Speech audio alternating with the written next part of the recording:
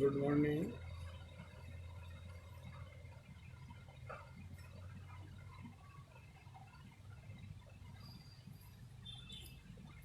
আজকে আমরা একটা টপিক যেটা আলোচনা করব, এটা আমাদের জানতে হবে এবং short question, SA Q, MCQ এবং ভাইবা বোর্ডে ফ্রিকোয়েন্টলি এটা জিজ্ঞাসা করা হয় এবং শর্ট কেস থাকলেও তোমাদের দেওয়া হবে।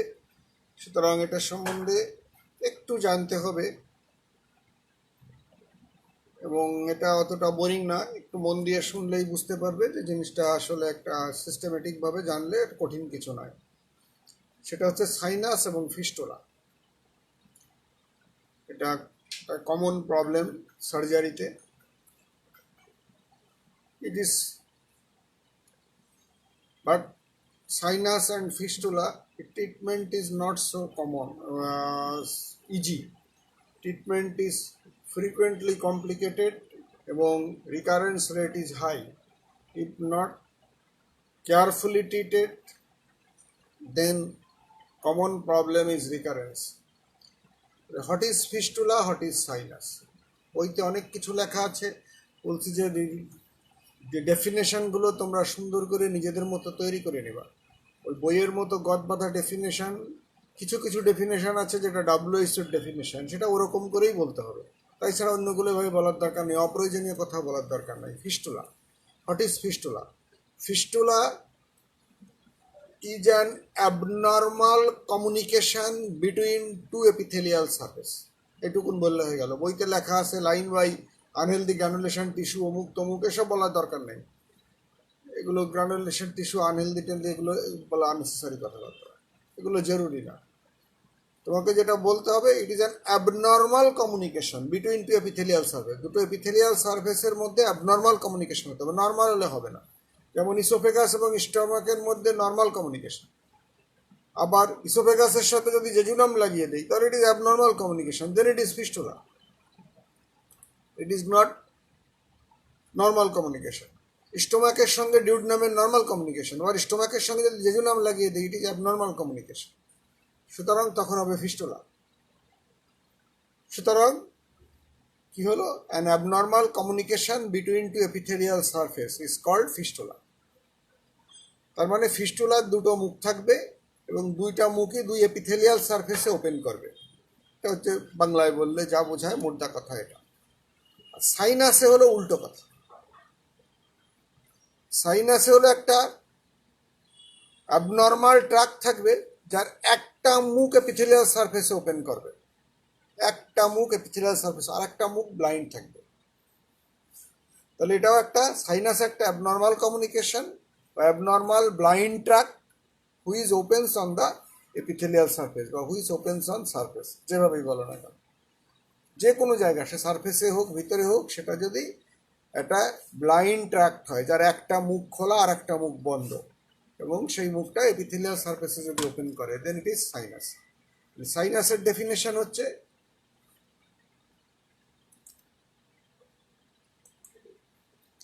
Sinus is a blind tract leading from an epithelial surface to the ground.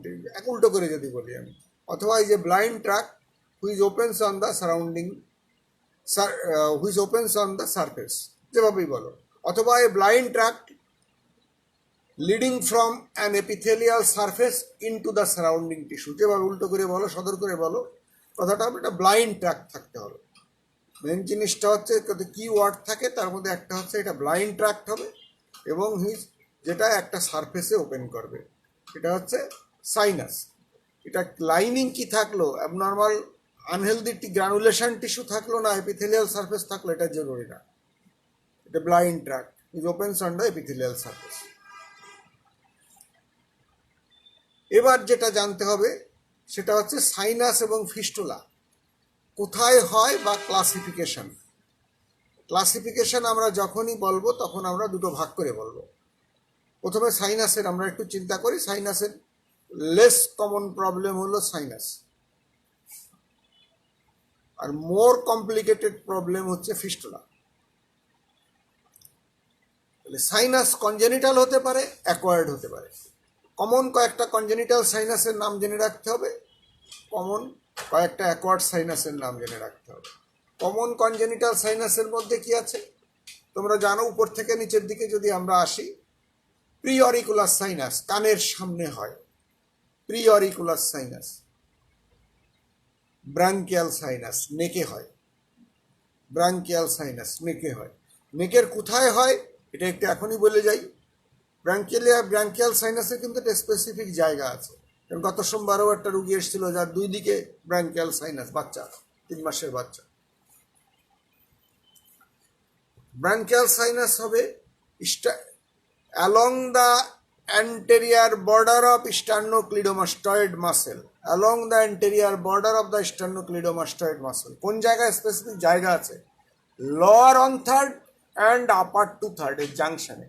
স্টার্নোক্লিডোমাস্টয়েড মাসেলটাকে আমরা যদি 3 ভাগে ভাগ করি, lower one third and upper two third এর জাংশনে একটা ওপেনিং যদি থাকে এবং যেটা ডিসচার্জ করে মিউকাস ডিসচার্জ বা কমপ্লিকেশন হলে pus discharge, then it is branchial sinus. তাহলে কনজেনিটাল ব্রাঙ্কিয়াল সাইনাস হবে স্টার্নোক্লিডোমাস্টয়েডের আপার টু থার্ড এবং লোয়ার অন থার্ডের জাংশনে along the anterior border of sternocleidomastoid. এটা হলো কনজেনিটাল ব্রাঙ্কিয়াল সাইনাস। আবার ব্রাঙ্কিয়াল সাইনাস কিন্তু অ্যাকোয়ার্ড হতে পারে। তার মানে কি, সেটা আবার কি জিনিস? ব্রাঙ্কিয়াল সাইনাস অ্যাকোয়ার্ড কি?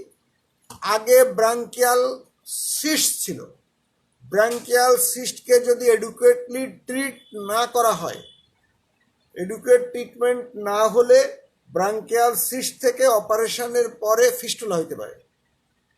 এবং সেই ফিস্টুলার কিন্তু বা সাইনাসের বা একটা সাইনাস হইতে পারে, সেটার জায়গা কিন্তু আবার আলাদা। তার মানে কি, সেটার জায়গা কি? সিস্টটা থাকে আপার পার্টে, আপার পার্টে মানে লোয়ার টু থার্ড এবং আপার অন থার্ড এর junction along the sternocleidomastoid anterior border. তার মানে সিস্ট থাকে কোথায় আগে সেটা বলে নিই। ব্রাঙ্কিয়াল সিস্ট থাকে হচ্ছে anterior border, along the anterior border of the sternocleidomastoid muscle at the junction of upper on third and lower to third, এই জায়গায় থাকে ব্রাঙ্কিয়াল সিস্ট। আর সাইনাস থাকে upper two third and lower one third এর junction. তাহলে upper one two third and lower one third এর জাংশনে যদি সাইনাস বা ফিস্টুলা হয় তাকে আমরা বলবো ব্রাঙ্কিয়াল সাইনাস বা ফিস্টুলা। ফিস্টুলা মানে ওর একটা ওপেনিং ইন্টেরিয়ারেও আছে, আর সাইনাস মানে যার ওপেনিং ইন্টেরিয়ারে নাই, শুধু এক্সটেরিয়ারে আছে।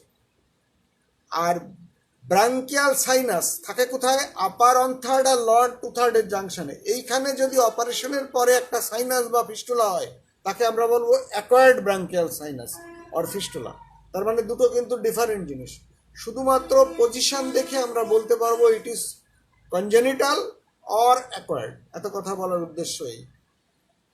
তাহলে দুইটা আমরা জেনে গেলাম, ব্রাঙ্কিয়াল সাইনাস আর প্রি অরিকুলার সাইনাস, এটা হচ্ছে কনজেনিটাল সাইনাস। অ্যাকোয়ার্ড সাইনাস কিসে কিসে হয়? কতগুলো অ্যাকোয়ার্ড সাইনাসের নাম জানতে হবে আমাদের। কোথায় কোথায় অ্যাকোয়ার্ড সাইনাস হয়? অ্যাকোয়ার্ড সাইনাস ওই যে উপরে যদি আমরা বলি, ব্রাঙ্কিয়াল সাইনাস অ্যাকোয়ার্ড হতে পারে after treatment of branchial cyst or infection of branchial cyst. কোনো কারণে ব্রাঙ্কিয়াল সিস্টে ইনফেকশন হলো, আমরা সময় মতো চিকিৎসা না করার জন্য সেই ইনফেকশনে পাস হলো, পাসটা ওখানে ডিসচার্জ হয়ে গেল, পাসটা ওখানে ফেটে গেল, বাস্ট হয়ে গেল এবং ওখানে একটা ডিসচার্জিং সাইনাস হলো, সেটাও কিন্তু অ্যাকোয়ার্ড সাইনাস বা ফিস্টুলা হবে। তাহলে ব্রাঙ্কিয়াল সাইনাস অ্যাকোয়ার্ড হতে পারে। এরপরে আর কি কি সাইনাস হতে পারে? টিউবারকুলোসিস দিয়ে নেক রিজিনে কমনলি সাইনাস হয়। আর কি সাইনাস হয়? এই নেক রিজিনে আর একটা সাইনাস হয়, সেটা হলো অস্টিওমাইলাইটিস হয়ে। কিসের osteomyelitis? Osteomyelitis of the mandible, মানে ডেন্টাল ইনফেকশন হয়ে যদি আমরা সময় মতো ডেন্টাল ইনফেকশনের চিকিৎসা না করি তাহলে ডেন্টাল রুট ইনফেকশনের থেকে ডেন্টাল অ্যাবসেস হবে, রুট অ্যাবসেস হবে এবং সেটা সারফেসে ডিসচার্জ হলে পারে, সেটা একটা সাইনাস বা ফিস্টুলা হিসাবে অ্যাপিয়ার করতে পারে। সাইনাস যদি দুটো ওপেনিং থাকে, মুখের মধ্যে একটা বাইরে একটা, তাহলে সেটা ফিস্টুলা। আর যদি একটা ওপেনিং শুধু বাইরে থাকে তাহলে এটা সাইনাস। তাহলে অস্টিওমাইলাইটিসে যে ডিসচার্জিং যে প্যাথোলজিটা থাকে এটা all are sinus. Acquired sinus. অস্টিওমাইলাইটিসের যে ডিসচার্জিং সাইনাস থাকে এটাও একটা অ্যাকোয়ার্ড সাইনাস।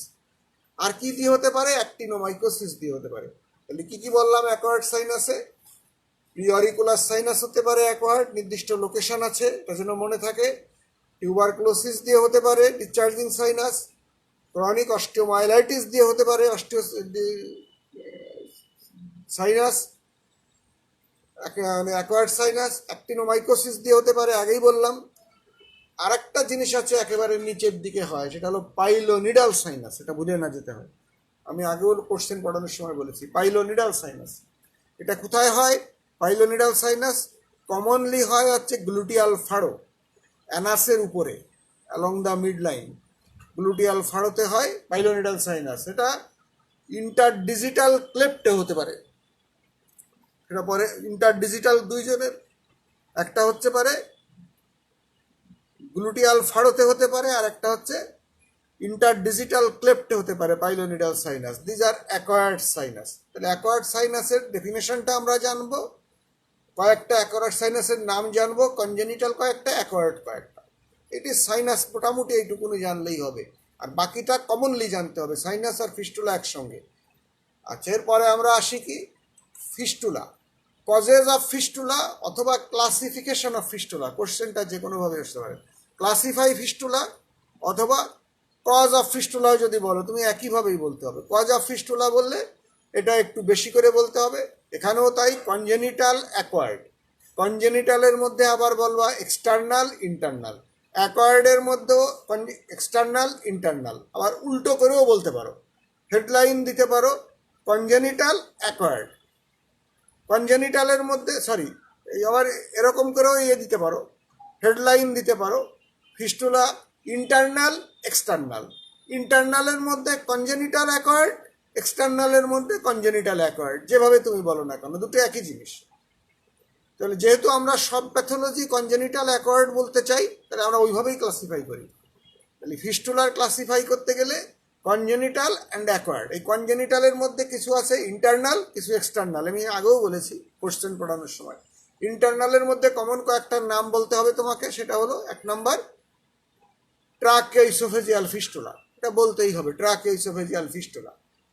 কমনলি ট্রাকিওইসোফেজিয়াল ফিস্টুলার সঙ্গে ইসোফেজিয়াল অ্যাট্রেসিয়া থাকে।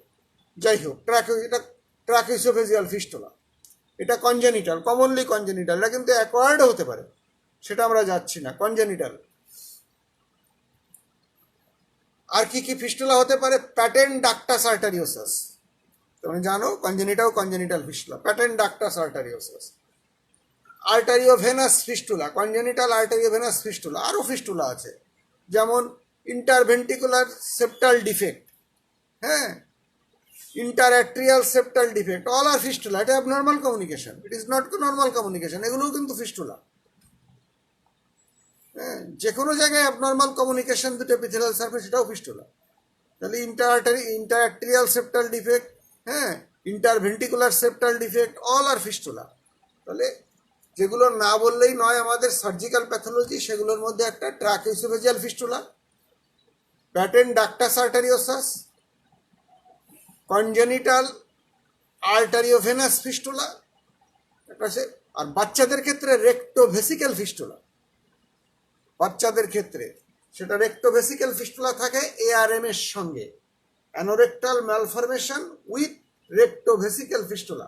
রেকটামটা এসে সারফেস ওপেন না করে ইউরিনারি ব্লাডার ওপেন করে, রেকটামটা এসে ইউরেথ্রাতে রেক্টো ইউরেথ্রাল ফিস্টুলা হতে পারে, সেটাও রেক্টো ইউরেথ্রাল ফিস্টুলাও ইন্টারনাল ফিস্টুলা। তাহলে এগুলো হচ্ছে সব congenital internal fistula. Congenital external fistula কি হবে? এই যে একটু আগে যেগুলো বললাম তার মধ্যে দুই একটা হবে ওইভাবে, congenital external fistula. Congenital external, একটা হলো ব্রাঙ্কিয়াল ফিস্টুলা, একটা ব্রাঙ্কিয়াল ফিস্টুলা, আগেও বলেছি আমি পড়ানোর সময়। তারপরে আমলিকাসে ফিস্টুলা থাকে, আমলিকাসের একটা হতে পারে ফিকাল ফিস্টুলা, মানে প্যাটেন্ট ভাইটাল ইন্টেস্টিনাল ডাক্ট। একটা হতে ইউরিনারি ফিস্টুলা, সেটাকে আমরা বলি প্যাটেন্ট ইউরেকাস, হ্যাঁ, বা urinary urachal fistula, patent urachus, patent vital intestinal duct, হ্যাঁ, এগুলো সব congenital fistula, external congenital fistula. আর কি হতে পারে? রেকটাম অ্যানোরেক্টাল ম্যালফরমেশনে রেকটামটা জায়গা মতো নাই, এটা এসে ভালভাতে ওপেন করছে, তাহলে রেক্টো ভালভ কি বলে, রেক্টো ভালভার ফিস্টুলা, ভালভাতে ওপেন করছে ফিমেলের ক্ষেত্রে, রেকটামের ক্ষেত্রে। হ্যাঁ, তাহলে রেকটামটা এসে নর্মাল জায়গা না থাকে ভালভার মধ্যে ওপেন করছে, তাহলে রেক্টো ভেস্টিবুলার ফিস্টুলা, ভালভার তো বলি না, আমরা বলি ভেস্টিবুল, ভেস্টিবুল অফ দ্য ভালভাতে না, ভেস্টিবুল, সরি, রেকটামটা এসে ভেস্টিবুলে ওপেন করছে, তাহলে আমরা রেক্টো ভেস্টিবুলার ফিস্টুলা, এটাও কনজেনিটাল এক্সটার্নাল ফিস্টুলা। তাহলে আমরা ইন্টারনাল কয়েকটার নাম বললাম, ট্রাকিওসোফেজিয়াল ফিস্টুলা, রেক্টোভেসিক্যাল ফিস্টুলা, প্যাটেন্টাইট ductus arteriosus and congenital arteriovenous fistula. এক্সটার্নালের মধ্যে বললাম ব্রাঙ্কিয়াল ফিস্টুলা, আমলিকাসে বললাম patent vital intestinal tract, patent urachus and rectovestibular fistula. এরপর ফিস্টুলা, ফিস্টুলা আমরা অ্যাকোয়ার্ড ফিস্টুলার মধ্যেও এক্সটার্নাল হবে, ইন্টারনাল হবে। তাহলে ইন্টারনাল কি কি আছে, আগে ইন্টারনালগুলো আমরা বলি। অ্যাকোয়ার্ডের ক্ষেত্রে ইন্টারনাল কি কি ফিস্টুলা আছে? ইন্টারনাল হচ্ছে ওই যে যে অ্যাবনর্মাল কমিউনিকেশনগুলো আমরা তৈরি হয় বা আমরা তৈরি করে দিই, সেগুলো হবে। যেমন গ্যাস্ট্রোজেজুনোস্টমি, এটা অ্যাকোয়ার্ড, গ্যাস্ট্রোজেজুনোস্টমি আমরা করলাম, এটা অ্যাকোয়ার্ড, আমরা নিজেরা তৈরি করছি, সুতরাং অ্যাকোয়ার্ড ফিস্টুলা। পলিসিস্টোডিউডেনাল, পলিসিস্টোডিউডেনাল এটা কমনলি স্পন্টেনিয়াস, আমরা তৈরিও করতে পারি কোনো ক্ষেত্রে স্পন্টেনিয়াসলি। গল ব্লাডারের সঙ্গে ডিউডেনামের একটা ফিস্টুলা তৈরি হলো। কোলিক, কোলনের সঙ্গে কোলনের একটা অ্যাবনর্মাল কমিউনিকেশন তৈরি হলো, এটা স্পন্টেনিয়াসলি হতে পারে, আবার আমরা এই প্রয়োজনে তৈরিও করতে পারি। তারপর রেক্টোভেসিক্যাল ফিস্টুলা, যেটা ফিমেলে হয়, অ্যাডাল্ট ফিমেলে হয়, রেক্টোভেসিক্যাল ফিস্টুলা, রেক্টোভেজাইনাল ফিস্টুলা, ভেসিকোভেজাইনাল ফিস্টুলা, হ্যাঁ, যেটা ফিমেলের কমপ্লিকেশন হিসাবে হয় আফটার ডেলিভারি, কমপ্লিকেশন হিসাবে হয়। এগুলো অল আর ইন্টারনাল ফিস্টুলা, বাইরের থেকে আমরা দেখতে পাচ্ছি না, অ্যাকোয়ার্ড ইন্টারনাল ফিস্টুলা। তাহলে আর অ্যাকোয়ার্ডের ক্ষেত্রে এক্সটার্নাল ফিস্টুলা কি হবে, যেটা বাইরের থেকে আমরা দেখতে পারি, উপর থেকে নিচে, যে আমি সবই কিন্তু উপর থেকে নিচে এভাবে বলার চেষ্টা করছি, তাহলে মনে থাকবে বেশি। এক্সট্রা উপর থেকে আসে ওরোকিউটেনিয়াস ফিস্টুলা, এক্সটার্নাল ফিস্টুলা, তার মানে হচ্ছে ওরাল ক্যাভিটির সঙ্গে বাইরের একটা যেমন ওই যে বললাম ডেন্টাল ইনফেকশনের পরে হতে পারে ওরোকিউটেনিয়াস ফিস্টুলা, ডেন্টাল ইনফেকশনের পরে ওরাল ক্যাভিটির ভিতরে একটা ওপেনিং আছে, বাইরে সার্ভাইকাল রিজিনে একটা ফিস্টুলা আছে, ওরোকিউটেনিয়াস ফিস্টুলা। থাইরোগ্লোসাল ফিস্টুলা, থাইরোগ্লোসাল সিস্টটাকে যদি আমরা প্রপারলি ট্রিট না করি তাহলে কমপ্লিকেশন হিসাবে ফিস্টুলা তৈরি হতে পারে। ব্র্যাঙ্কিয়াল সিস্টকে যদি আমরা প্রপারলি ট্রিট না করি তাহলে ফিস্টুলা হিসাবে রিকার করতে পারে, তাহলে সেটাও হবে ব্রাঙ্কিয়াল ফিস্টুলা, সেটাও acquired fistula. Thyroglossal fistula is always acquired fistula, এটা কিন্তু কনজেনিটাল না। কোনো কোনো বইতে কনজেনিটাল লেখা আছে, কেটে দিবা, থাইরোগ্লোসাল ফিস্টুলা কখনোই কনজেনিটাল হবে না, এটা অ্যাকোয়ার্ড। তারপর ইসোফেজিয়াল ফিস্টুলা, ইসোফেজিয়াল ফিস্টুলা সার্ভিক্সে আমরা অনেক সময় ইসোফেগাস বের করে রাখি, হ্যাঁ, বাচ্চাদের ক্ষেত্রে ইসোফেজিয়াল অ্যাট্রেসিয়াতে সার্ভিক্সে বের করে রাখি বিভিন্ন জায়গায় লেভেলে, তাহলে সেটাও ইসোফেজিয়াল ফিস্টুলা। এন্ট্রোকিউটেনিয়াস ফিস্টুলা এক্সটার্নালের মধ্যে, যেমন বিলিয়ারি ফিস্টুলা, বিলিয়ারি ট্র্যাককে আমরা বাইরের সঙ্গে ফিস্টুলা তৈরি হলো। Pancreatic fistula, faecal fistula, urinary fistula, all are external fistula. আবার আরেক, তাহলে এক্সটার্নাল ফিস্টুলার মধ্যে উপর থেকে নিচে বললাম orocutaneous fistula, thyroglossal fistula, branchial fistula, oesophageal fistula, biliary fistula, pancreatic fistula, faecal fistula, urinary fistula. তাহলে all are acquired external fistula. তাহলে ফিস্টুলার এগুলো শর্ট কোশ্চেনে থাকতে পারে, এমসিকিউ হিসাবে থাকতে পারে, হ্যাঁ, নাম দিয়ে থাকতে পারে কোনটা এক্সটার্নাল কোনটা ইন্টারনাল ফিস্টুলা, এবং কখনো কখনো জিজ্ঞাসা করা হয় যে তুমি বলো ফিস্টুলাকে ক্লাসিফাই করো বা কতগুলো ইন্টারনাল ফিস্টুলার কজ বলো। যেভাবেই বলুক না কেন, তোমার প্রস্তুতি থাকলে তুমি বলতে পারবে। থিওরিটিক্যাল পার্ট এখানে শেষ হয়ে গেল। এবার যে কোশ্চেনটা সব থেকে কমন, এটা আগেও বলছি, এটা তোমাদের শুধু কমনলি জিজ্ঞাসা করা হয় তা না, তোমাদের অনেক সময় বিপদে পড়লে জিজ্ঞাসা করা হয় এই কোশ্চেনটা, হ্যাঁ, যে তোমরা ধরে নেওয়া হয় এই কোশ্চেনটা উত্তর তোমরা জানো, এবং তোমরা এটা বলে তোমরা নিজেরা কনফিডেন্স ফিরে পাবা, বা পরীক্ষায় পরবর্তী অংশটা তোমরা পরীক্ষায় থাকতে পারবা। তা নাহলে ভেবাচাকা খেয়ে গেলে পরীক্ষার ভিতরেই আর থাকা যায় না। যাই কোশ্চেন করি তখন তোমার কিছুই মনে পড়বে না। তখন মনে হবে সব ব্লেম গেমের মতো মনে হবে, আমি যা বলবো তাই বোধহয় ভুল হবে। যাই হোক, causes of persistence of fistula or sinus, এটা আগেও বলেছি, persistence of fistula and sinus. এটা যদি একটু মন দিয়ে শোনো তাহলে এটা মুখস্থ করবার দরকার নাই, খুব সিম্পল জিনিস। আগেও বলেছি আমি, যে কোনো একটা অ্যাবসেসকে যদি আমরা, বা পাস কন্টেইনিং এ কোনো লিশনকে যদি আমরা ড্রেনটা প্রপারলি না করি, ড্রেন প্রপার করা মানে এডুকেটলি ড্রেন করতে হবে এবং ডিপেন্ডেন্ট ড্রেন করতে হবে। এটা পায়োজেনিক অ্যাবসেসের নিয়ম, ডিপেন্ডেন্ট ড্রেন, যাতে ভিতরে যা জমা হবে সব বের হয়ে যায়। ওই হোমিওপ্যাথি ইনসিশন দিয়ে পাস ড্রেন করা যাবে না, পাস ড্রেন করতে হবে অলওয়েজ এডুকেট ইনসিশন দিয়ে। Small incision is a crime পাসের ক্ষেত্রে, অলওয়েজ ওয়াইড ইনসিশন দিয়ে ড্রেন করতে হবে, small incision is not acceptable. তাহলে একটা অ্যাবসেসকে যদি আমরা ইনএডুকুয়েটলি ড্রেন করি আর নন ডিপেন্ডেন্ট পার্টে যদি একটা ইনসিশন দেই, তাহলে এটাকে আমরা ভালো করে যদি বলি inadequate or non dependent drainage of an abscess, এইটাই কাজটা যদি করি তাহলে আমরা আমাদের ফিস্টুলা হওয়ার ঝুঁকি থাকবে। আর কি থাকবে, ওই অ্যাবসেস ক্যাভিটির মধ্যে যদি কোনো ফরেন বডি বা নেক্রোটিক টিস্যু থাকে, বা কোনো প্যাথোলজি, কোনো লিশনের মধ্যে, শুধু অ্যাবসেস না, কোনো লিশনের মধ্যে, একটা উন্ডের মধ্যে যদি ফরেন বডি থাকে, ফরেন বডিটা বাইরের থেকে আসতে পারে, অথবা আমরা ব্যবহার করছি সেটা রয়ে গেল, সুতা রয়ে গেল, হ্যাঁ, সুতাটা যখন ইনফেক্টেড হয়ে যাবে তখন এটা ফরেন বডি হয়ে যাবে। হ্যাঁ, তখন আর বডির সঙ্গে এটার কোনো ম্যাচিং থাকবে না, হোমোজেনেসিটি থাকবে না, ফরেন হয়ে যাবে। Presence of foreign body or necrotic tissue, কোনো ড্রেনেজ লাইনের যদি ডিস্টালি বন্ধ থাকে, মনে করো একটা ড্রেন পাইপে, তোমার বাসার ড্রেন পাইপের নিচে যদি খোলা থাকে, তাহলে ড্রেনের গায়ে যদি ছোট একটা ছিদ্র হয়, তাহলে ওখান দিয়ে কিন্তু পানি আসবে না, পানি দিলে পারে নিচে দিয়ে নেমে যাবে, ওখান দিয়ে আসবে না। কিন্তু নিচে যদি বন্ধ থাকে, মনে করো একটা ড্রেন পাইপের নিচে খোলা, ওই ড্রেনের পাইপের গায়ে যদি একটা ফুটা থাকে, তাহলে ওখান দিয়ে পানি আসবে না, পানি নিচে দিয়ে চলে যাবে এবং আস্তে আস্তে ওইটাকে ময়লা জমা হয়ে ওটা বন্ধ হয়ে যাবে, ওই গায়ে যে ছিদ্রটা আছে ওটা বন্ধ হয়ে যাবে এক সময়, স্বাভাবিক নিয়ম, কাস্ট পড়ে বা শ্যাওলা পড়ে বন্ধ হয়ে যাবে।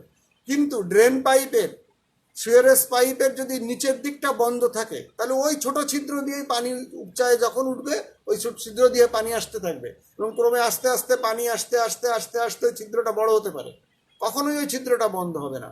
ঠিক একই ঘটনা। সুতরাং কোনো টিউব লিশানের ডিস্টালি যদি অবস্ট্রাকশন থাকে, তাহলে প্রক্সিমালি যদি কোনো লিশান থাকে সেটা বন্ধ হবে না, এটা অল্টারনেটিভ একটা ট্র্যাক তৈরি হয়ে যাবে। তাহলে কথাটা হচ্ছে distal obstruction in a lumen যদি হয়, তাহলেই ফিস্টুলা হওয়ার, পারসিস্টেন্স অফ ফিস্টুলা আর সাইনাস হওয়ার ঝুঁকি থাকবে। অ্যাবসেন্স অফ রেস্ট, যেমন ইউরিনারি টিউবের মধ্যে যদি ইনজুরি হয়, বিলিয়ারি টিউবের মধ্যে যদি ইনজুরি হয়, ফিকাল টিউবের মধ্যে মানে জিআই টিউব ট্র্যাক্টে যদি ইনজুরি হয়, তাহলে সেখানে রেস্টে থাকে না, বা রেস্টে না রাখতে পারলে সেই ইরিটেটিং, এই ফ্লুইডগুলো সব ইরিটেটিং এবং এরা অল্টারনেটিভ পথটাকে হিলিং হতে দেবে না, তাহলে persistence of sinus and fistula হওয়ার ঝুঁকি থাকবে। প্রেজেন্স অফ ইরিটেটিভ ডিসচার্জ, কোনো জায়গায় যদি ইরিটেটিভ ডিসচার্জ হয়, একই কথা, কোনো উন দিয়ে যদি ইউরিন আসে, ফিকাল ম্যাটার আসে, বা বাইল আসে, অথবা অন্য গ্যাস্ট্রিক জুস আসে, ইরিটেটিং ফ্লুইড আসে, তাহলে সেখানেও হিলিং ডিস্টার্ব হবে। সুতরাং এখানে চান্স অফ সাইনাস অ্যান্ড ফিস্টুলার ঝুঁকি বেশি বেশি থাকবে। যদি ইনফেকশন, কোনো উন্ডের যদি বা লিশানের ইনফেকশন যদি কন্ট্রোল করা না যায়, সেই ইনফেকশনটা কন্টিনিউয়াস ইনফেকশন থাকলে এটা কন্টিনিউয়াস ডিসচার্জ থাকবে এবং আলটিমেটলি দুটো সারফেসের মধ্যে যদি ডিসচার্জ হয়, অথবা একটা সারফেসে যদি ডিসচার্জ হয়, ওই সারফেস থেকে এপিথেলিয়ামগুলো আস্তে আস্তে ইনগ্রোয়িং হয়ে ওই টিউবের গায়ে যখন এপিথেলিয়ালাইজড হয়ে যাবে, এপিথেলিয়ালাইজডটি কখনো স্পন্টেনিয়াসলি বন্ধ হবে না। টিউবটা যখন এপিথেলিয়ালাইজড হয়ে যাবে, কোনো একটা টিউব, দুটো এপিথেলিয়াস, তোমার দুটো হাত যদি একটার সাথে একটা বেঁধে রাখা হয়, এটা জীবনেও একটার সাথে একটা লেগে যাবে না, 50 বছর লেগে রাখলেও লেগে যাবে না। কিন্তু এই সারফেসের দুই হাতের মাঝখানে কন্ট্যাক্ট এরিয়াতে যদি খানিকটা স্কিন তুলে ফেলে দিয়ে দুটো হাত একসাথে বেঁধে রাখা যায়, তাহলে দুটো হাত একসাথে জোড়া লেগে যাবে। কিন্তু এপিথেলিয়ালাইজড হ্যান্ড, এপিথেলিয়ালাইজড ফিঙ্গার ও 50 বছর একসাথে বেঁধে রাখলেও কখনো একটার সাথে একটা লাগবে না। তার মানে কোনো ট্রাক যদি এপিথেলিয়ালাইজড হয়ে যায় তাহলে কিন্তু সেটা যে কোনো জায়গায় ক্রনিক ডিসচার্জ হলে এটার ঝুঁকি থাকবে, তাহলে সেটা বন্ধ হবে না। ঠিক একই কথা এইটাও একটা কজ হিসাবে আসবে যে এপিথেলিয়ালাইজেশন অফ এ ট্রাক, এপিথেলিয়ালাইজেশন বা এন্ডোথেলিয়ালাইজেশন অফ দ্য ট্রাক যদি হয় তাহলেও সেটা আর বন্ধ হবে না। এরপর আছে কিছু ইনফেকশন আছে যার পরে যেগুলো যদি হয় তাহলে চান্স অফ সাইনাস এবং ফিস্টুলা বেশি থাকে। কি কি সেটা? টিউবারকুলোসিস, অ্যাক্টিনোমাইকোসিস। কমনলি টিউবারকুলোসিস, অ্যাক্টোমাইকোসিস ইনফেকশন যদি হয় কোনো জায়গায় তাহলে সেখানে পারসিস্টেন্স অফ সাইনাস এবং ফিস্টুলা হওয়ার ঝুঁকি বেশি। তারপর হচ্ছে রেডিয়েশন, কোনো উন্ডে যদি রেডিয়েশন দেওয়া হয় তাহলে সেখানেও সাইনাস বা রেডিয়েশন হচ্ছে হিলিংয়ে ডিস্টার্ব করে। রেডিয়েশন যেমন অ্যাবনর্মাল টিস্যুকে ড্যামেজ করে বা অ্যাবনর্মাল সেলকে ড্যামেজ করে, এটা নর্মাল সেলের ডেভেলপমেন্টও হ্যাম্পার্ড করে বা ড্যামেজ করে। সুতরাং এখানে হিলিং হতে পারবে না। হিলিং না হলে ক্রনিক উন্ড হবে এবং chance of persistence of sinus and fistula হবে। যদি কোনো উন্ড ট্র্যাক্টে ম্যালিগন্যান্ট ইনফিল্ট্রেশন হয় তাহলেও সেখানে সেটা বন্ধ হবে না। ম্যালিগন্যান্ট ইনফিল্ট্রেশন হলে পরে বন্ধ হবে না। তাহলে এবার ইমিউনোসাপ্রেশন, এটা হচ্ছে কিছু জেনারেল ফ্যাক্টর আছে। ইমিউনোসাপ্রেশন, যার ইমিউনোসাপ্রেশন যদি ইমিউনোসাপ্রেসিভ কন্ডিশনগুলো থাকে সেক্ষেত্রে উন্ড হিলিং ডিস্টার্ব হবে এবং চান্স অফ সাইনাস এবং ফিস্টুলার ঝুঁকি বেশি। কী কী সবসময় আমরা যেটা বলি কী কী আছে? স্টিরয়েড আছে, therapy, malnutrition, malignancy, chemotherapy, radiotherapy, এইডসের রুগী, এদের ম্যালনারিশ যারা থাকে এদের chance of sinus and fistula বেশি। এবং একটা কজ কিন্তু আমি এখনও বলি না ইচ্ছে করে, সেটা হলো সিকাট্রাইজেশন, এটা লোকাল কজ। সে জিনিসটা কি আমি আগের দিনও বলেছিলাম একবার। সিকাট্রাইজেশন হচ্ছে যদি কোনো বনি এরিয়ার মধ্যে কোনো ডিসচার্জিং উন্ড থাকে, বনি এরিয়ায় ডিসচার্জিং উন্ড থাকে, তাহলে উন্ড খোলে পারে সেখানে গ্রানুলেশন টিস্যু তৈরি হবে বন্ধ হওয়ার জন্যে, ফাইব্রোসিস হবে। সব জায়গায় হয় কি, গ্রানুলেশন টিস্যু হয়ে ফাইব্রোসিস হয়ে উন্ডটা বন্ধ হয়ে যায়, বন্ধ হয়ে আস্তে আস্তে উন্ড কন্ট্রাকশন হয়। আর এইখানে ফাইব্রোসিস হবে, গ্রানুলেশন হবে, ফাইব্রোসিস হবে। হয়ে দুই দিকে যদি বোন থাকে তাহলে বোনের গায়ে ফাইব্রাস টিস্যুর একটা এন্ড আটকানো থাকবে, আর একটা এন্ড হবে হচ্ছে উন্ডের মার্জিনের দিকে। দুই দিকে যখন টান পড়বে, বোনের সঙ্গে যেহেতু ফাইব্রাস টিস্যুগুলো ফিক্স, সেই জন্যে দুই দিকের ফাইব্রাস টিস্যু একসাথে কন্ট্যাক্ট হতে পারবে না, আলাদা হয়ে থাকবে। নর্মালি উন্ড কন্ট্রাকশন হয় আর এখানে ডিস্ট্রাকশন হবে, দুই দিকে সরে যাবে, উন্ডের মার্জিনগুলো দুই দিকে সরে যাবে। এর বলে সিকাট্রাইজেশন। সিকাট্রাইজেশন, হ্যাঁ, এই জিনিসটা এটা ছবি হলে বোঝাতে সুবিধা হতো। তাহলে কি কি বললাম আমি, এবং প্রতিটার কিন্তু উদাহরণ জানতে হবে। এবার আমি একটু উদাহরণ বলি। ইনএডুকুয়েট বা নন ডিপেন্ডেন্ট ড্রেনেজ, যে কোনো একটা কোথায় হয়, যে কোনো একটা অ্যাবসেসের ক্ষেত্রে, যে কোনো একটা ব্রেস্ট অ্যাবসেস যদি আমরা সেভাবে ড্রেন না করি তাহলে রিকারেন্স সাইনাস বা ফিস্টুলা হওয়ার ঝুঁকি আছে। ঠিক একইভাবে পেরিয়ানাল অ্যাবসেস যদি আমরা ড্রেন করি, ডিপেন্ডেন্ট ড্রেনেজ না করি, তাহলে এটার ঝুঁকি আছে persistence of fistula. Presence of foreign body or necrotic tissue, সেটা আমরা যে কোনো উন্ড এরিয়াতে বা অপারেশন এরিয়াতে যদি এটা রেখে আসি তাহলে এটা ঘটনা ঘটতে পারে। Distal obstruction in the lumen, very good, এটার উদাহরণ জানতে হবে। ডিস্টাল অবস্ট্রাকশন ক্লাসিক্যাল এক্সাম্পল হচ্ছে পেরিয়ানাল ফিস্টুলা। পেরিয়ানাল ফিস্টুলা, আচ্ছা, ফিস্টুলার ভিতরে বোধহয় আমরা অ্যাকোয়ার্ড ফিস্টুলার ভিতরে পেরিয়ানাল ফিস্টুলার কথা বলতে ভুলে গেছি। পেরিয়ানাল ফিস্টুলা, হ্যাঁ, বা ফিস্টুলা ইন অ্যানো, যেটা, এটা কিন্তু ভুললে হবে না। এটা আমি ভুলে গেলেও তোমাদের ভুললে হবে না। Fistula in ano, acquired external fistula, fistula in ano, এটা পারলে 1 নম্বরে বলে নিবা। এটা কারণ এটা খুবই কমন, খুবই প্রবলেমে, সার্জিক্যাল চ্যালেঞ্জ এটা। আচ্ছা, তাহলে কি বললাম? Distal obstruction. ডিস্টাল অবস্ট্রাকশন কিসে হয়? এখানে কমনলি পেরিয়ানাল ফিস্টুলা কেন হয়? পেরিয়ানাল ফিস্টুলা হয় হচ্ছে পেরিয়ানাল ফ্যাটি এরিয়াতে একটা অ্যাবসেস হয়। অ্যাবসেসটা শুরু হয় কিন্তু অ্যানাল গ্ল্যান্ড থেকে, তাই না? অ্যানাল গ্ল্যান্ড থেকে শুরু হয়। অ্যানাল যে গ্ল্যান্ড আছে ওখান থেকে ইনফেকশন ভিতরে ঢোকে, সাবকিউটেনিয়াস টিস্যুতে একটা অ্যাবসেস তৈরি করে। সুতরাং অ্যানাস দিয়ে অ্যানাল গ্ল্যান্ড দিয়ে যেহেতু ঢোকে, অ্যানাস দিয়ে ওর অলরেডি একটা মুখ থাকে। পেরিয়ানাল অ্যাবসেস, পেরিয়ানাল অ্যাবসেসের মেকানিজম হচ্ছে, কমন মেকানিজম হচ্ছে এটা অ্যানাল গ্ল্যান্ড দিয়ে। হ্যাঁ, অ্যানাল যে ফোল্ড আছে, অ্যানাল ফোল্ডের ডিপে অ্যানাল গ্ল্যান্ডের ওপেনিং থাকে, এখান দিয়ে ব্যাকটেরিয়াগুলো ঢুকে একটা অ্যাবসেস তৈরি করে। তার মানে অ্যানাসের সঙ্গে ইন্টারনালের একটা কমিউনিকেশন থাকে, এটা ন্যারো কমিউনিকেশন বাট থাকে। এই অ্যাবসেসটা বড় হতে থাকে, বড় হয়ে এটা যখন সারফেস দিয়ে বাস্ট হয়ে যায় বা সারফেস দিয়ে আমরা ড্রেন করি, তখন কি হচ্ছে, সারফেসে একটা ওপেনিং হচ্ছে, অ্যানাসের দিকে একটা ওপেনিং থাকছে। সারফেসের দিকে ওপেনিংটা ওয়াইড হয়, অ্যানাসের দিকে ওপেনিংটা চিকন থাকে। তাহলে এটা যখন আমরা ড্রেন করব, ড্রেন হয়ে গেল। কিন্তু যেহেতু এই যে কমিউনিকেশনটা হচ্ছে অ্যানাসের সঙ্গে সারফেসে অবলিকলি একটা কমিউনিকেশন হচ্ছে থ্রু দ্য পেরিয়ানাল টিস্যু, এই অ্যানাসের ডিস্টালি, এই লিশনের ডিস্টালি কিন্তু একটা স্পিংটার রয়ে গেছে, এক্সটার্নাল অ্যানাল স্পিংটার রয়ে গেছে। তাহলে এই স্পিংটারটার জন্যে অ্যানাসটা সবসময় চেপে থাকে, এটা নর্মাল মেকানিজম, ফিজিওলজি। কিন্তু এর প্রক্সিমালি যে কমিউনিকেশন, অ্যাবনর্মাল কমিউনিকেশনটা হয়ে গেল, সেই কমিউনিকেশনটাই কিন্তু কোনো স্পিংটার নাই। তাহলে ওখানে লেস রেজিস্ট্যান্স, ওখান দিয়ে স্টুল আসতে থাকে, কম আসুক, আস্তে আস্তে যেহেতু ডিস্টালি অবস্ট্রাকশন আছে, এই স্পিংটারটাই হলো কালপ্রিট।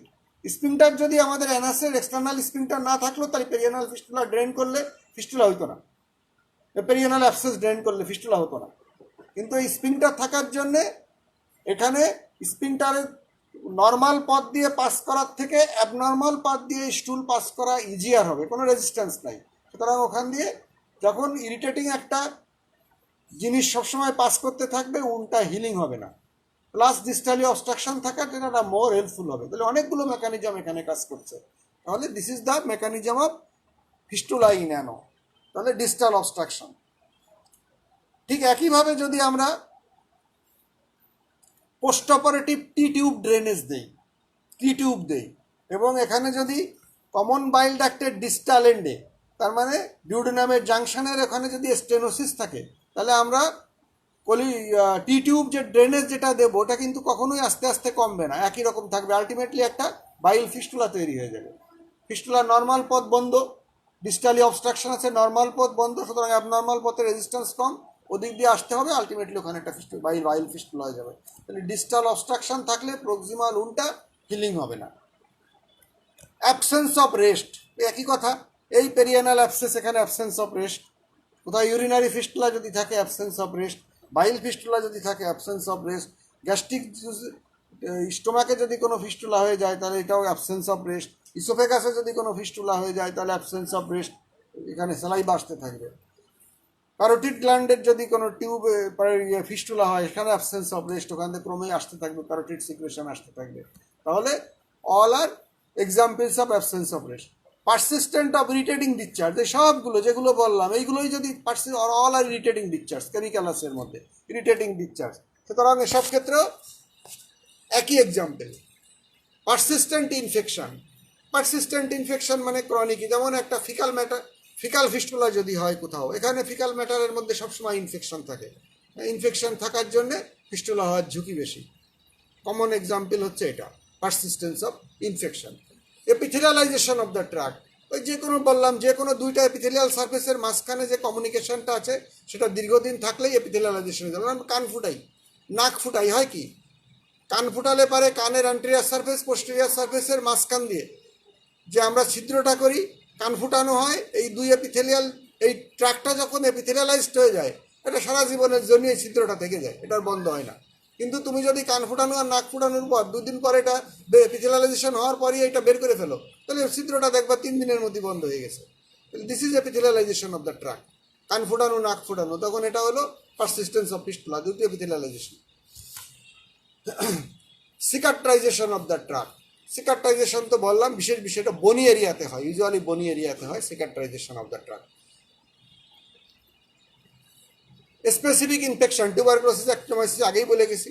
পোস্ট ইরাডিয়েশন, যেমন কোথায় হয়, ট্র্যাকে ইসোফেজিয়াল ফিস্টুলা, ইসোফেজিয়াল ক্যান্সারের পর ব্রাকি যদি আমরা ট্র্যাকে রেডিওথেরাপি দেই, সেটা আমরা টেলি রেডিওথেরাপি দিতে পারি, ব্রাকি রেডিওথেরাপি দিতে পারি। ইদানিং খুব বেশি দেওয়া হচ্ছে ব্রাকি রেডিওথেরাপি।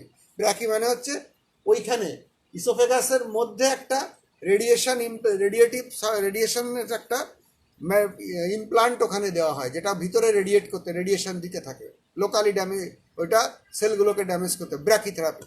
ওর কথা হচ্ছে অনেক ব্র্যাকিথেরাপি নিয়ে। আর নর্মালি যেটা দেই দূরের থেকে দেই টেলিথেরাপি, রেডিওথেরাপি আর ব্র্যাকি রেডিওথেরাপি। তাহলে রেডিওথেরাপির পরে এটা বেশি হয়, post irradiation. Presence of malignant disease, হ্যাঁ খুব কমন। আমরা একটা লিশনকে এক্সারসাইজ করলাম, সেখানে একটা ফিস্টুলা হয়ে থেকে গেল, ওটা ম্যালিগন্যান্ট ছিল, ওই ম্যালিগন্যান্ট ইনফিল্ট্রেশন হয়ে গেল, অ্যাট্রোজেনিক ইনফিল্ট্রেশন হয়ে গেল, কোনো কারণে সেটা সেখানে ডিসচার্জ হতে থাকবে, যে কোনো একটা উন্ডেড। তাহলে প্রতিটা উদাহরণ বললাম আমি এবং নাম বললাম। এটা আবার আমি পরপর বলে যাই, যে বলছি ইসরাইল স্যার পরীক্ষার সময় আসলে জিজ্ঞাসা করে যে বইতে 9টা আছে, তুমি 8টা বলো, এরকম। স্যার নাকি এটা লেকচার ক্লাস নিতে গেলে এটা মুখস্থ করাতেন একদিন সবাইকে। হ্যাঁ, ওই একই উদ্দেশ্য, তোমাদের বিপদ থেকে মুক্ত করা, এটা যেন তোমরা বলতে পারো। তাহলে কি একসঙ্গে যদি বলি, ইনএডুকুয়েট আর non dependent drainage, presence of foreign body on necrotic tissue, distal obstruction in the lumen, absence of rest, persistent irritating discharge, persistent infection, epithelialization of the tract, cicatrization of the tract. cicatrization যদি না বুঝে থাকো পরীক্ষার সময় বলতে যাবে না, না বললে হবে, অনেক আছে, ওগুলো বাদ দিলেও হবে। পোস্ট ইরাডিয়েশন, স্পেসিফিক ইনফেকশন বা chronic infection, tuberculosis, actinomycosis, presence of malignant infiltration বা ম্যালিগন্যান্ট ডিজিজ, যাই বলতে পারো। আর কিছু আছে জেনারেল কজ, তার মানে ইমিউনোসাপ্রেশনের কজগুলো, ম্যালনিউট্রিশন, স্টেরয়েড, ম্যালিগন্যান্সি, অ্যান্ডিস থেরাপি, কেমোথেরাপি, রেডিওথেরাপি, ওই সময় দিলে chance of sinus and fistula হয়। আমি 3-4 বার করে বলার উদ্দেশ্য 3-4 বার তোমাদের রিক্যাপিচুলেট করা, গুরুত্ব বোঝানোর জন্য।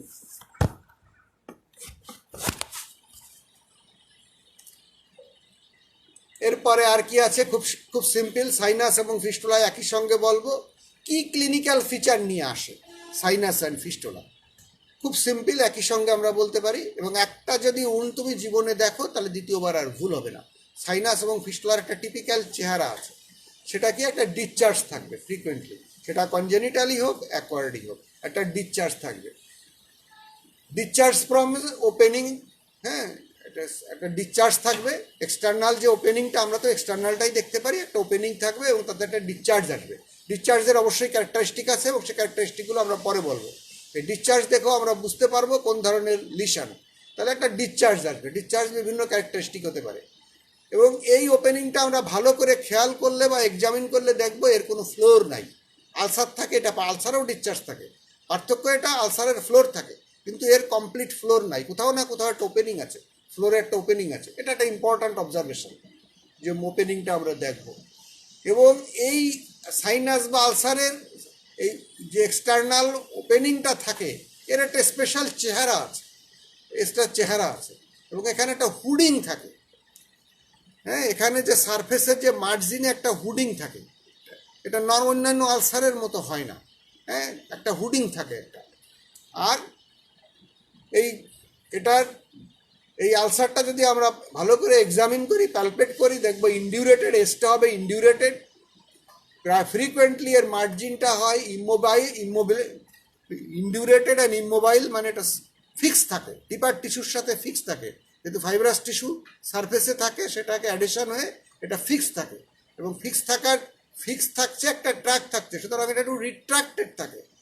রিট্রাক্টেড মানে ভিতরের দিকে, সারফেস থেকে একটু ভিতরের দিকে টেনে থাকে, সারফেস থেকে ভিতরের দিকে টেনে থাকে। এবং মার্জিনে একটা স্কিনটা একটা হুডিংয়ের মতো তৈরি করে থাকে, না হুডিংয়ের মতো, হ্যাঁ, একটা উঁচু হয়ে থাকে মার্জিনটা। একটা টিপিক্যাল ফিচার, দেখলে পরে বুঝবে।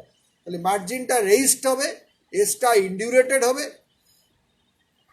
এবং এটা ফিক্স হবে, ইমোবাইল হবে, এই যে ডিসচার্জিং যে ওপেনিংটা আছে। আর এর মার্জিন ওই যে বললাম, স্কিনে হুডিং থাকবে যদি দীর্ঘদিন হয়। আর যদি গ্রানুলেশন টিস্যু থাকে, তাহলে স্প্রাউটিং গ্রানুলেশন টিস্যু, মানে over growth of granulation tissue থাকবে মার্জিনে। তাহলে হয় গ্র্যানুলেশন টিস্যু থাকলে এটা স্প্রাউটিং গ্র্যানুলেশন টিস্যু থাকবে, আর গ্র্যানুলেশন টিস্যু যদি শেষ হয়ে যাতে ফাইব্রোসিস হয়ে যায় তাহলে এটা রিট্রাক্টেড থাকবে, বাট একটা স্কিনের একটা হুড থাকবে, স্কিনটা এক্সটার্নালি একটু বাইরের দিকে থাকবে এবং মুনটা রিট্রাক্টেড ভিতরের দিকে টেনে থাকবে, ফাইব্রাস ট্রাক যেহেতু ভিতরের দিকে টেনে যাবে। আর বোনের সারফেসে যদি এটা হয় তাহলে আন্ডারলাইং বোনটাকে যদি আমরা ফিল করি তাহলে বোনেরও আমরা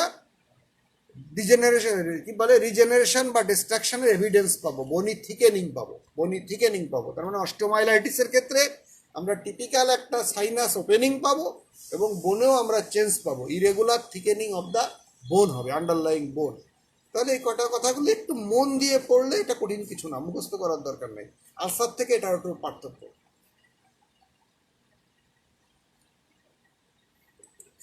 এইবার আমি বললাম যে একটা ওপেনিং থাকবে সাইনাস বা ফিস্টুলা এবং ডিসচার্জ থাকবে। সেই ডিসচার্জের ক্যারেক্টারিস্টিক দেখে আমরা বুঝতে পারবো প্যাথোলজিটা কি।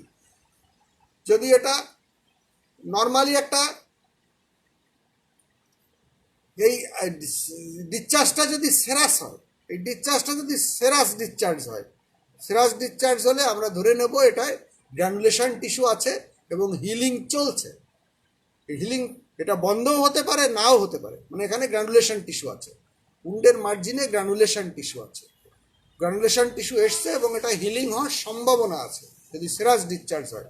নট অলওয়েজ বন্ধই হবে এমন কোনো কথা নাই, এটা হিলিং একটা আলসারের যে ক্যারেক্টারিস্টিক তাই থাকবে। প্রুলেন্ট যদি হয় তার মানে ডিপে ইনফেকশন আছে, এই ইনফেকশন আছে। সেই ইনফেকশনের কি কি, সেই প্রুলেন্ট হলে পারে স্টাফাইলোকক্কাস হলে পারে হচ্ছে থিক ইয়েলোইশ পাস হবে, আগেই কথা। স্ট্রেপ্টোকক্কাস হলে থিন হবে, থিন ডিসচার্জ হবে। সুডোমোনাস হলে গ্রিনিশ ডিসচার্জ থাকবে। সুতরাং একটা ফিস্টুলার ক্ষেত্রে যদি বা সাইনাসের ক্ষেত্রে এসব ডিসচার্জ থাকে তাহলে আমরা ধরে নেব এই ধরনের ইনফেকশন হয়ে গেছে। একই কথা, অ্যাক্টিনোমাইকোসিস হয়ে গ্রানুল বেরোবে। টিউবারক্লোসিস হলে পারে আমাদের কি বলে ক্যাজিয়াস বা হোয়াইট চিজি ম্যাটেরিয়াল, হ্যাঁ, যেটাকে বলা হয় হোয়াইট চিজি ম্যাটেরিয়াল বেরিয়ে হবে যদি টিউবারক্লোসিস হয়। আর কি কি ধরনের হতে পারে, সেরোপ্রুলেন্ট হতে পারে, এটা একটা মিক্স, এটা একটা সেরোপ্রুলেন্ট দিয়ে স্পেসিফিক কিছু বোঝায় না, ক্রনিক ইনফেকশানে এটা হয়, সেরোপ্রুলেন্ট হতে পারে। সেরোস্যাঙ্গুইনাস হতে পারে, তার মানে সেরাস এবং ব্লাড ডিসচার্জ একসঙ্গে থাকতে পারে। সেরোপ্রুলেন্ট হচ্ছে পাসই ওটার সঙ্গে থিন, পাসের সঙ্গে সেরাস ফ্লুইড মিক্স থাকবে, মোর থিন পাস হবে। সেরোস্যাঙ্গুইনাস হতে পারে, এটার স্পেসিফিক কিছু নাই, সেরোস্যাঙ্গুইনাস। ব্লাডি ডিসচার্জ হতে পারে। ব্লাডি ডিসচার্জ কিসে হয়, ম্যালিগন্যান্ট যদি হয়, কোনো ম্যালিগন্যান্ট ইনফিল্ট্রেশন বা ম্যালিগন্যান্ট লিশনের জায়গায় যদি ডিসচার্জিং সাইনাস হয় তাহলে সেটা ব্লাডি হতে পারে। মিউকাস ডিসচার্জ হতে পারে। মিউকাস ডিসচার্জ কিসে হবে, সাধারণত কনজেনিটাল ফিস্টুলা বা সাইনাসগুলোকে মিউকাস ডিসচার্জ হয়, ব্রাঙ্কিয়াল ফিস্টুলা, হ্যাঁ, তারপরে অথবা ওরাল ক্যাভিটির সঙ্গে যেগুলো ফিস্টুলা বা সাইনাস হবে সেগুলোতে মিউকাস ডিসচার্জ থাকবে। যেমন প্যারোটিড ফিস্টুলা যদি হয় তাহলে কিন্তু মিউকাস ডিসচার্জ, স্যালাইভারিতে থাকলে প্যারোটিড ফিস্টুলা, স্যালাইভারি গ্ল্যান্ডে যদি বা প্যারোটিড গ্ল্যান্ডে যদি ফিস্টুলা হয় তাহলে স্যালাইভা আসবে, প্যারোটিড গ্ল্যান্ডে যদি ফিস্টুলা হয়। জিআই ট্র্যাক্টে যদি ফিস্টুলা হয় বা ইন্টেস্টাইনে, জিআই ট্র্যাক্ট বলা হবে না, ইন্টেস্টাইনে যদি ফিস্টুলা হয় তাহলে ফিকাল ম্যাটার আসবে। বিলিয়ারি ট্রিতে বা ডিউডেনামে যদি ফিস্টুলা হয় তাহলে বাইল আসবে। অস্টিওমাইলাইটিসে যদি হয় তাহলে বনি ডেড পিস অফ বোন আসবে, তার মানে সিকুয়েস্ট্রাম আসবে। আর ইউরিনারি ফিস্টুলা হলে পারে, ইউরিনারি ট্র্যাক্টে যদি ফিস্টুলা ইউরিনের স্মেল সহ ইউরিন আসবে। তাহলে ডিসচার্জ দিয়েও আমরা বুঝতে পারি, প্যাথোলজির সম্বন্ধে একটা ধারণা পেতে পারি। তাহলে আর কিছু নাই, এটা এখানেই শেষ, ডিসচার্জ এবং ওপেনিং দিয়ে। এরপর কতগুলো ছবি আছে, এটা তোমরা এখন দেখতে পাচ্ছ না, আমি যখন দেব তখন বেসিক্যালি বোঝানো হয়েছে ব্রাঙ্কিয়াল সিস্ট এবং ব্রাঙ্কিয়াল সাইনাস বা ফিস্টুলার জায়গাটা। এটা ছবিটা দেখলে বেরিয়ে যাবেও, ছবি আছে, আর কখনো ভুল হবে না, একবার ছবিটা দেখলে পারে। ইনভেস্টিগেশন খুব কমন প্রবলেম। কেন ইনভেস্টিগেশন জরুরি, কেন আলসারের ক্ষেত্রে ইনভেস্টিগেশন আমাদের অত জরুরি ছিল না, কালচার বা গ্রাম স্টেনিং করলেই যথেষ্ট। কিন্তু সাইনাস বা ফিস্টুলার ক্ষেত্রে প্রপার ইনভেস্টিগেশন জরুরি, কারণ এটা যদি আমি প্রপারলি ট্রিট করতে না পারি, প্রপার ট্রিটমেন্ট মানে treatment of the local lesion, treatment of the কজের যদি চিকিৎসা না করা যায় ওই পারসিস্টেন্স অফ ফিস্টুলার কজগুলো যদি চিকিৎসা না করা যায়, তুমি ফিস্টুলা যতবারই চিকিৎসা করো, ফিস্টুলার চিকিৎসা ফের রিকারেন্ট অফ ফিস্টুলা হবে। সাইনাস থাকলে বরং আরও ফিস্টুলা হয়ে যাবে, বা ফিস্টুলা থাকলে সাইনাস হয়ে যাবে। কিন্তু চিকিৎসা এত সহজ নয়। যারা গাইনিতে ডিউটি করছো তারা যে দেখছো বিবিএফ, এটা চ্যালেঞ্জ, এটা সহজ না। ফিস্টুলার চিকিৎসা এত সহজ না। ফিস্টুলার চিকিৎসায় কমপ্লিকেশন রেট সার্জারিতে হাইয়েস্ট কমপ্লিকেশন রেট, মানে সবাই জানে, সবাই সতর্কভাবে অপারেশন করে, তারপরেও এটা কমপ্লিকেশন হয়। তার মানে it is a great challenge. সুতরাং এই চ্যালেঞ্জ মোকাবেলার জন্য আমাদের কিছু পরীক্ষা নিরীক্ষা লাগে। সেগুলো কি কি? এক নম্বর হলো ফিস্টুলার বা সাইনাসের ট্র্যাক্টটা সম্বন্ধে, এই প্যাথোলজিক্যাল ট্র্যাক্টের অ্যানাটমি সম্বন্ধে। প্যাথোলজিক্যাল ট্র্যাক্টের অ্যানাটমি তার মানে এক্সটেনশন এবং কোন দিকে গেছে, সিম্পল, কমপ্লেক্স, কোন দিক দিয়ে গেছে। বাইরের ওপেনিং আমরা দেখতে পাচ্ছি, ভিতরের ওপেনিং দেখতে পাচ্ছি না। এটা কি ভিতরে শেষ হয়ে গেছে, না ভিতরে কোথায় ওপেন করছে, বা ভিতরে একটা ওপেনিং আছে না দুইটা ওপেনিং আছে বা পাঁচটা ওপেনিং আছে, আমরা জানি না। সুতরাং এগুলো প্রপারলি ইভালুয়েট করতে হবে, এবং এটা ইভালুয়েট করার জন্য বেস্ট ইনভেস্টিগেশন হচ্ছে একটা contrast X-ray. Contrast X-ray according to the site অনুযায়ী আমরা কন্ট্রাস্ট এক্সরে করবো।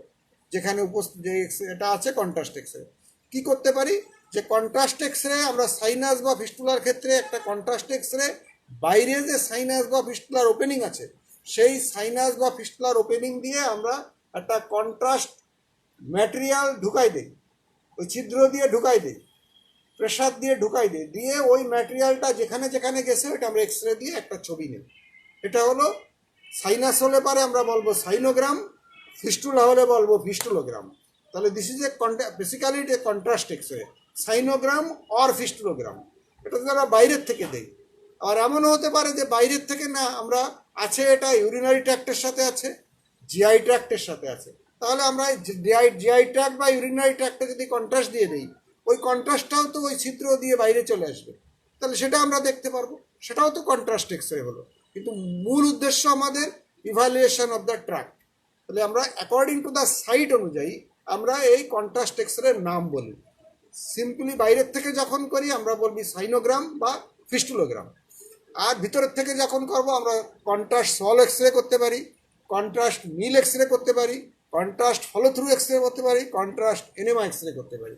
কিন্তু উদ্দেশ্য আমাদের এই প্যাথোলজিক্যাল ট্র্যাক্টের ইভ্যালুয়েশন করা।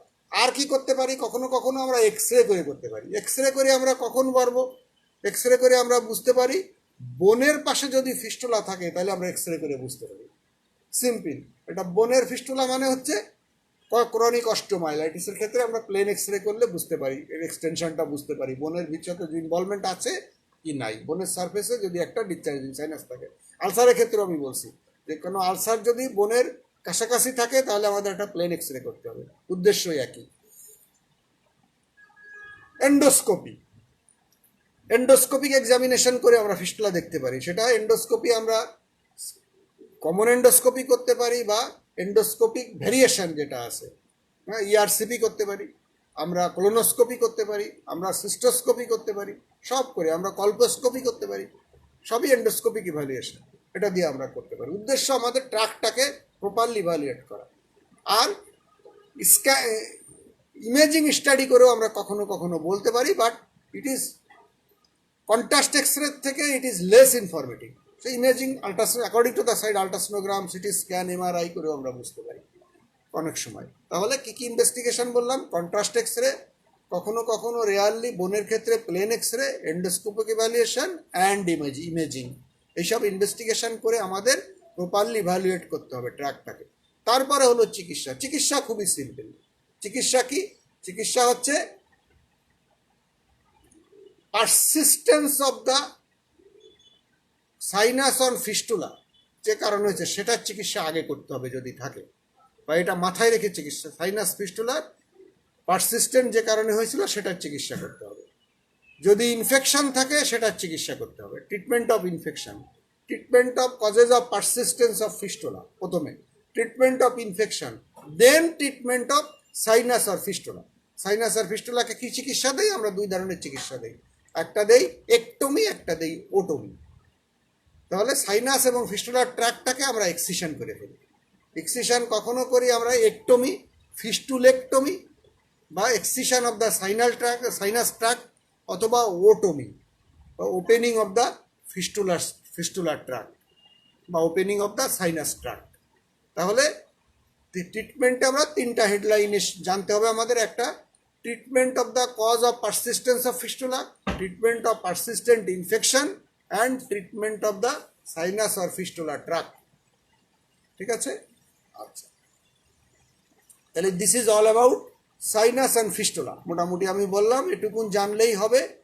Definition, cause, persistence of sinus and fistula and treatment. Treatment তোমাদের খুবই কম জিজ্ঞাসা করা হয় সব ডিজিজেরই, কিন্তু এক্ষেত্রে এখানে একটা স্পেশাল ইনভেস্টিগেশন আছে বলে একটু মাঝে মাঝে খোঁচা দেওয়া হয় যে কি পরীক্ষা করবা তুমি।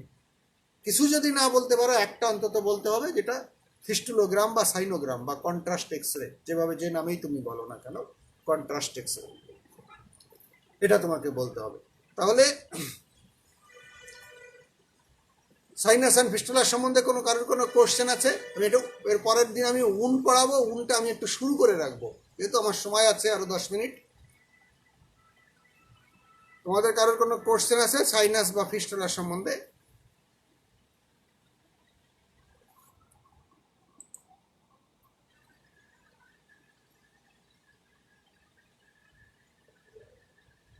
সাইনাস ফিস্টুলা কিন্তু জানতে হবে, রিটেনেও কোশ্চেন থাকবেই এটার থেকে, যে কোনো সেকশনে, এটা এমসিকিউ থাকুক, এসএ কিউ থাকুক, এটার থেকে কিন্তু থাকবে।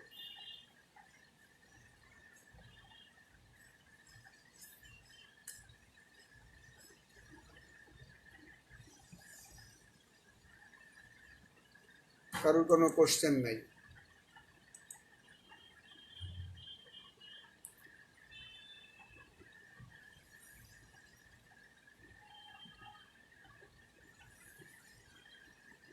আচ্ছা, আমি নতুন করে শুরু করলাম না, তোমরা যেহেতু একটা ক্লাস করেছো এবং আরেকটা ক্লাস তোমাদের আছে, আমি মনে হয় শেষ করে দিই আজকে। পরের দিন আমরা আলোচনা করব উন সম্বন্ধে। তোমরা একটু পড়ে রেখো, উনটা কিন্তু সার্জারিতে উন মানে, সার্জারি মানে উন, সেটা অ্যাক্সিডেন্টাল হোক, ইনসিডেন্টাল হোক বা আমরা ইন্টেনশনালি করি, উন ছাড়া সার্জন হয় না। সুতরাং সার্জারির সাথে উন্ডের সম্পর্কটা খুব স্ট্রং।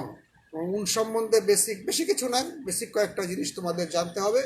উন সম্বন্ধে অনেক জিনিস আসবে, রিপিটেশন হবে, এটা অসুবিধা নাই, তবুও তোমাদের জানতে হবে উন সম্বন্ধে। সার্জারি মানে উন।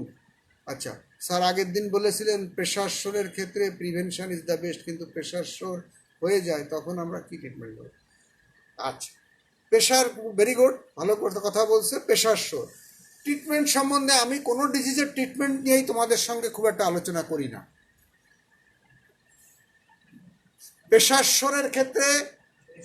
প্রেশারের ক্ষেত্রে prevention is the best option. যদি প্রেশার শোর হয়ে যায়, ইট ইজ এ ডিজাস্টার, এটা জেনে রাখে। ম্যানেজ করা খুব ডিফিকাল্ট একটা প্রেশার শোর। হ্যাঁ, প্রেশার শোর ম্যানেজ করতে গেলে খুব সিম্পল, একটা উন্ডের যেভাবে ম্যানেজ করি আমাদের এখানেও ঠিক তাই করতে হবে। কী করতে হবে? কিছু আছে লোকাল উন্ড কেয়ার করতে হবে। কিছু করতে হবে factor helps in wound healing, হ্যাঁ, যেগুলো আছে সেই উন্ড হিলিং এর মধ্যেও কিছু লোকাল ফ্যাক্টর আছে, কিছু জেনারেল ফ্যাক্টর আছে। লাস্ট হচ্ছে উন্ড কাভারেজ। তিনটা ভাগ করে যদি আমরা বলি, উন্ড হয়ে গেছে, প্রেশার শোর হয়ে গেছে, গতদিন আমি একটা জিনিস বলি নাই, যখন বলে ফেলো প্রেশার শোরের সাইডটা, এটা কিন্তু প্রতিবার কোশ্চেনে পড়ে, শর্ট কোশ্চেনে, যে 3টা বা 4টা বা 5টা জায়গার নাম বলো যেখানে প্রেশার শোর হয়। এই কোশ্চেনটা আসলে প্রায় তোমরা দেখা যায় রিটেন পরীক্ষার সময় 2টা বলতে পারো, আর বলতে পারো না, আর লিখতে পারো না। এর কাছে ও শোনো, ওর কাছে ও শোনো, একই কথা 3বার করে লেখো, তা না। প্রেশার শোর কোথায় হয়? বডি শুয়ে থাকলে, বসে থাকলে বা দাঁড়িয়ে থাকলে যে জায়গাগুলো প্রেশার পড়ে, সেই জায়গাগুলো হবে প্রেশার শোর। বডির প্রমিনেন্ট পয়েন্ট, মানে সারফেসের সঙ্গে বডি ওয়েটের যেখানে ফ্রিকশন হবে এবং রুগী যে পজিশনে থাকবে তার উপর নির্ভর করে। রুগী যদি শুয়ে থাকে, তার ফ্রিকশন পয়েন্ট কোথায়গুলো হবে? ফ্রিকশন পয়েন্ট স্কাল্পে হতে পারে, অক্সিপিটাল রিজনে, নিচের দিকে হতে পারে কোথায়? স্যাক্রামে হতে পারে, ওভার দ্য স্যাক্রাম। আর পায়ে কোথায় হতে পারে? Over the heel. তাহলে heel, sacrum and occipital region. যদি সে সুপাইন পজিশনে থাকে, যদি সে ল্যাটারাল পজিশনে থাকে তাহলে কোথায় হবে? ল্যাটারাল পজিশনে থাকলে হবে গ্রেটার ট্রকেন্টারে, গ্রেটার ট্রকেন্টারে। হ্যাঁ, যে মানে কি বললাম, গ্রেটার ট্রকেন্টার মানে হচ্ছে ফিমারের গ্রেটার ট্রকেন্টার, সারফেসের সাথে কন্ট্যাক্ট থাকবে। আর কোথায় হবে? ম্যালিওলাস হবে, ল্যাটারাল ম্যালিওলাস হবে। তাহলে এই পজিশন দিয়েই তো 5টা মনে রাখতে পারলে, মনে রাখার সহজ জায়গা আরও আছে জায়গা। তাহলে অক্সিপিটাল রিজিনে হতে পারে, অক্সিপিটাল রিজিনে একটা, ওভার দ্য স্যাক্রাম, হ্যাঁ, তারপর ওভার দ্য, আর যদি রুগী বসা পজিশনে থাকে, মনে করো একটা রুগী শুতে পারে না, যেমন সে ইসের বসার পজিশনে থাকে, একটা রুগী কি বলবো যে হুইল চেয়ারে থাকে, তার কোথায় হবে? তার স্কিয়াল টিউবরোসিটির ওখানে হবে। বসে থাকার জন্য তার প্রেশার পয়েন্ট হলো স্কিয়াল টিউবরোসিটি, তার স্কিয়াল টিউবরোসিটিতে হবে। আর একটা পাওয়া গেল। তাহলে occipital reason, over the sacrum, তারপর হচ্ছে কি বললাম যে নিচে হিলে হতে পারে, হিলে হতে পারে বা হিলে হতে পারে। আর একটা আছে ল্যাটারাল ম্যালিওলাসে হতে পারে, গ্রেটার ট্রকেন্টার হতে পারে, আর স্কিয়াল টিউবরোসিটি হতে পারে। এই কথাগুলো আমি বলি নাই, পরে মনে পড়লো, এটা কিন্তু লাগে, প্রায় কোশ্চেন আসে এটা। আচ্ছা, এবার হলো তুমি বলছো যে প্রেশার স্বরের ট্রিটমেন্ট, খুব সিম্পল ভাবে আমি বলার চেষ্টা করছি। প্রথমে লোকাল কেয়ার, লোকাল কেয়ার একটা উন্ডের আমরা যা করি তাই করতে হবে। কি করতে হবে? লোকাল কেয়ার, উন্ড ডিব্রাইডমেন্ট করতে হবে। উন্ড ডিব্রাইডমেন্ট করতে, ডেড অ্যান্ড নেক্রোটিক টিস্যু যা আছে সব কেটে ছেটে ফেলে দিতে হবে। তারপরে উন্ড ডিব্রাইডমেন্ট করার পর উন্ড ড্রেসিং করতে হবে, উন্ড ড্রেসিং করতে হবে। ড্রেসিং করার পরে যদি উন্ডে গ্র্যানুলেশন টিস্যু আসে, তাকে উন্ড কাভারেজ করতে হবে। কাভারেজ আমরা 3 ভাবে করতে পারি। একটা স্পন্টেনিয়াসলি বন্ধ হয়ে যেতে পারে, যদি ছোট হয়ে থাকে, প্রায় হয় ছোট একটা প্রেশার আলসার হয়েছে এমনি এমনি বন্ধ হয়ে গেছে, by secondary healing, by secondary intention. এগুলো সব উন্ডের সময় বলবো হিলিং সম্বন্ধে, উন্ড হিলিং এর সময়। তাহলে সেকেন্ডারি ইন্টেনশন, যদি ছোট জায়গা হয় আমরা 2 দিকের থেকে রিলিজ করে সেকেন্ডারি ক্লোজার করে দিতে পারি, সেকেন্ডারি সিসার দিয়ে দিতে পারি, অথবা স্কিন গ্রাফটিং করতে পারি, অথবা ফ্লাপ দিতে পারি অ্যাকর্ডিং টু দ্য সাইট অনুযায়ী। তাহলে উন্ড কাভারেজও একসাথে বলে গেলাম। তাহলে উন্ড, লোকাল উন্ড কেয়ারে debridement, dressing and wound coverage. আর কি বললাম যে উন্ড হিলিংয়ে হেল্প করে, সেগুলো কি? সেটা হলো বারবার তার প্রেশার পজিশন চেঞ্জ করতে হবে।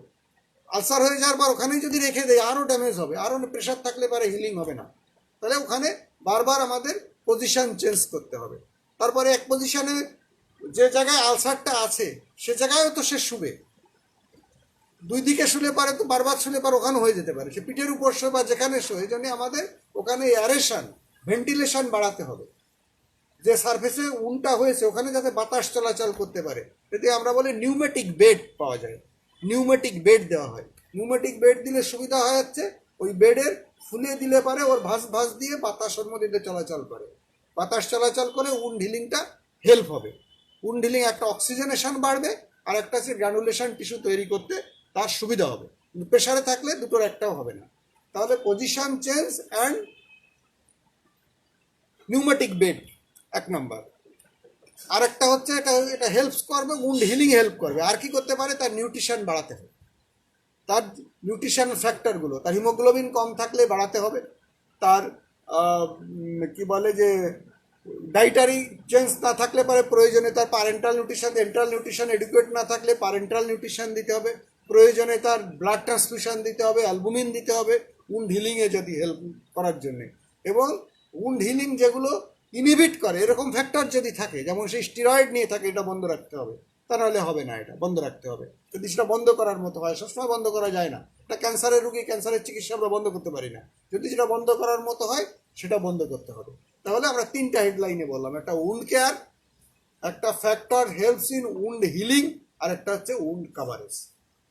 তাহলে এই 3 ভাবে তোমাকে বললে পারে প্রেশার স্বরের চিকিৎসা হয়ে যাবে। প্রেশার স্বর কিন্তু একটা বিশাল সাবজেক্ট, কোনো সার্জারি বইতে এটা বিশাল একটা সাবজেক্ট, প্রেশার স্বর বা ডিকুবিটাস আলসার।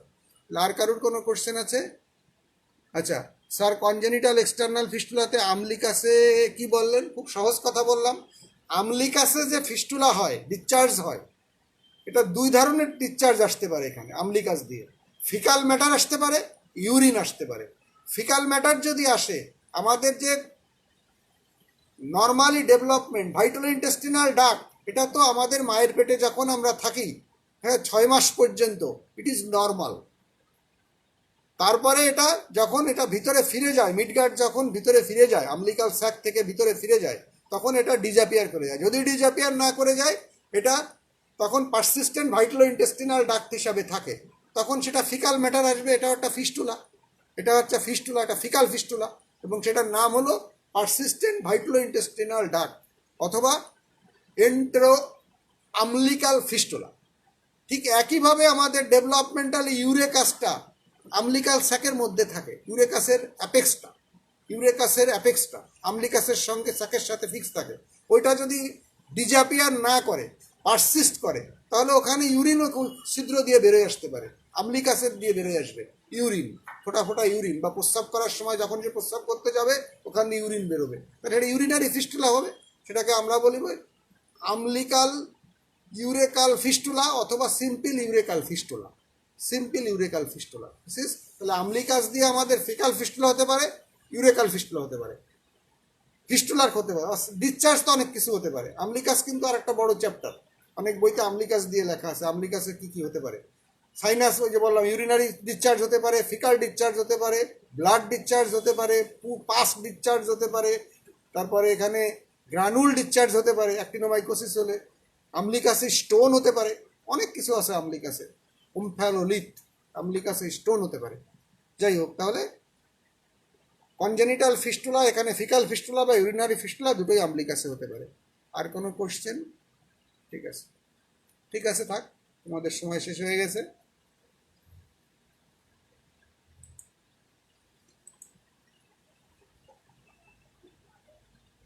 এই বন্ধ করে দিলাম।